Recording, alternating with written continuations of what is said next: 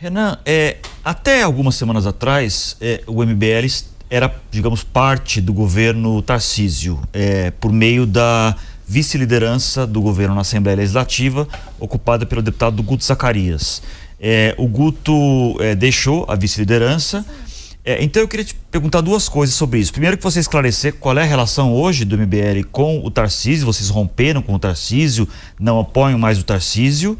E segundo, você criticou tanto os partidos do Centrão, PSD, com termos bem fortes, PSD, republicanos, PP, PL, todos eles estão no governo Tarcísio, né? Não é uma contradição um pouco essa crítica tão dura a esses partidos, sendo que o MBL estava de uma certa forma representado nesse governo Tarcísio? Não. Assim, o governo Tarcísio, ele só tem governabilidade por fazer isso. Isso não impediria a gente de fazer parte desse governo. Na verdade, o Guto, ele foi um vice-líder. Isso. É uma posição menor dentro da estrutura. Menor, mas está lá, né? Mas estava lá e ele referendou boa parte das ações do governo Tarcísio, especialmente as ações acertadas. Ele rompeu o Tarcísio por questões outras. O Tarcísio começou a ceder para a Defensoria Pública em São Paulo, teve um aumento de gastos enorme, isso é contra a agenda do Guto. O Guto saiu fora. Agora, a gente tem que entender que essa posição nossa não é uma posição antipolítica. A gente não é antipolítico. Quando eu critico o PSD, eu não estou criticando o PSD por participar do governo Tarcísio. Minha crítica ao PSD, de maneira clara, é por ser um partido que, na maior parte dos municípios do Brasil que ele participa, acho que é o partido que mais ganha prefeituras, ele é altamente fisiológico, os seus eleitos participam de, vamos dizer, formas de exercício político nem um pouco republicanas, não apenas eles, mas os outros partidos do Centrão. Não tem lado, então o PSD é um partido que está com o Lula, está com o Tarcísio. Na verdade, o PSD declarou apoio ao Tarcísio recentemente, ao Eduardo Leite, ao Ratinho Júnior, e está com o Lula. Ou seja, eles estão com todo mundo e não estão com ninguém. E esse tipo de coisa a gente renega. Então, o fato da gente atacar eles nesses termos, e a gente precisa atacar porque é o tipo de política que a gente não aceita. Você fez uma crítica dura ao Kassab agora há pouco, por exemplo, que é um dos homens fortes do governo Tarcísio, por exemplo. Sim. Eu faço. Você não vê contradição nisso? Não vejo sequer um problema, porque senão eu vou começar a negar a existência da política. Eu nem abriria um partido político. Eu vou ter que lidar com o fato de eu negar do ponto de vista da ética da responsabilidade, a forma como eles fazem, dentro da ética da convicção, a forma como eles fazem política, mas dentro da ética da responsabilidade, sem alterar meus valores, eu tenho que sentar numa mesa e cumprimentar e conversar com todas essas pessoas. E o Guto, ele teve grandes... Se eu for colocar dentro da lógica da ética da responsabilidade, o Guto, ele foi um melhor ou um pior deputado tendo sido vice-líder do Tarcísio. Eu tenho certeza que ele foi um melhor deputado. Ele é um grande deputado. Ele conseguiu aprovar. Qual é a relação hoje? Qual que é a relação? É de rompimento? É uma relação cordial e amistosa, no sentido de que se o Tarcísio apresentar bons projetos, o Guto votará a favor. Só que a gente sabe que nós temos caminhos diferentes. Nós sempre soubemos que nós tínhamos caminhos diferentes. E esses caminhos, eles vão se distanciar cada vez mais. Especialmente agora para as eleições, e agora por conta dessa postura dele, que ele não vai firmar, vamos dizer, a própria liderança. Isso foi uma forma bonita de explicar que eles romperam? Pode ser, podemos falar nesses termos. Foi uma forma elegante de dizer que eles romperam. Uma forma presidenciável, assim. Talvez um pouquinho presidenciável. É que eu vou ter que, se for eleições, eu terei que ser muito honesto sobre minhas opiniões sobre todos eles, né? Inclusive o Tarcísio, mas pretendo não tentar ser deselegante. Entendi. Aqui em São Paulo, Renan, a Missão tem planos para o ano que vem, 2026, e aproveito para perguntar, você estava falando muito do que faria no primeiro dia em termos de segurança pública, que é o principal pleito aí nas pesquisas, né, de toda a população. O governador tem falado aqui em São Paulo algo parecido. Ele tem dito que está conseguindo desmobilizar locais em que o crime organizado estava inserido. Ele fala que a Cracolândia acabou por conta da inserção na favela do Moinho, entre outros exemplos. Para você, o que você imagina para esse primeiro futuro possível dia de mandato, faz sentido essa política? De enfrentamento ao crime organizado? Faz. Não só ela, como também uma política de... A gente vai ter que endereçar a questão fiscal no Brasil, que é outro problema. Meio que todo mundo sabe que as contas públicas estão indo para uma trajetória de estouro para 2027. Então esses são os dois temas que o presidente do Brasil vai ter que lidar.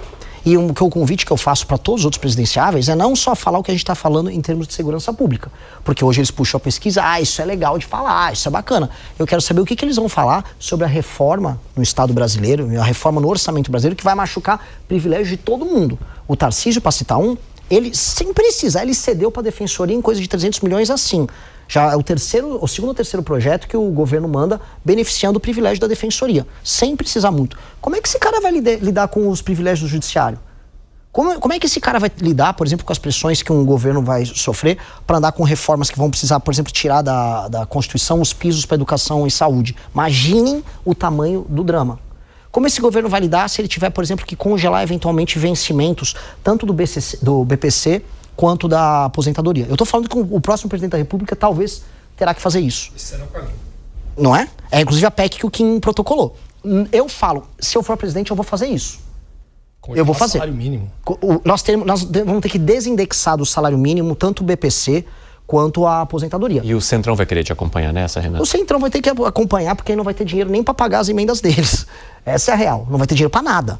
O Brasil está indo para uma trajetória de colapso. A minha diferença é, eu tô falando isso desde hoje, eu gostaria muito de ouvir isso da boca dos outros presidenciáveis, porque me imitar na parte de segurança, eles imitam. Eu quero ver eles imitarem nessa parte. E o que eu digo, na presidência da República, para dar o exemplo, assim como a gente citou, tem que estar junto com a tropa, com as polícias militares, na ocupação das favelas, para trazer de volta essas pessoas para o território brasileiro, né?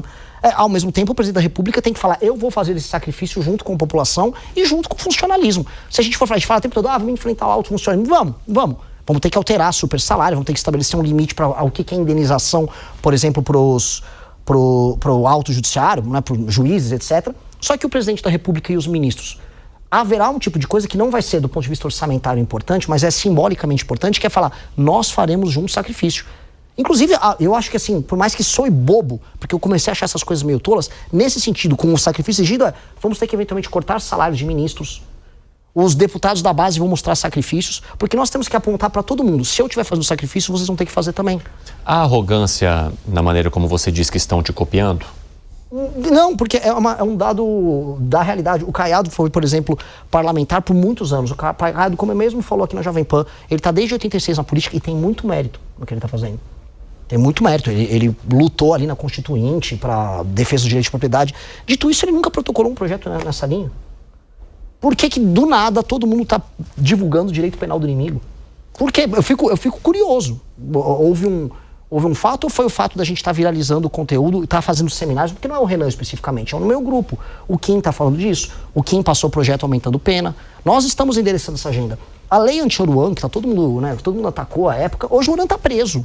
O Oruan está preso não foi porque do nada a polícia civil despertou para o problema Oruan. Não foi do nada. O Oruan começou a ser tratado como um agente político, parte do Comando Vermelho, porque nós assim o fizemos.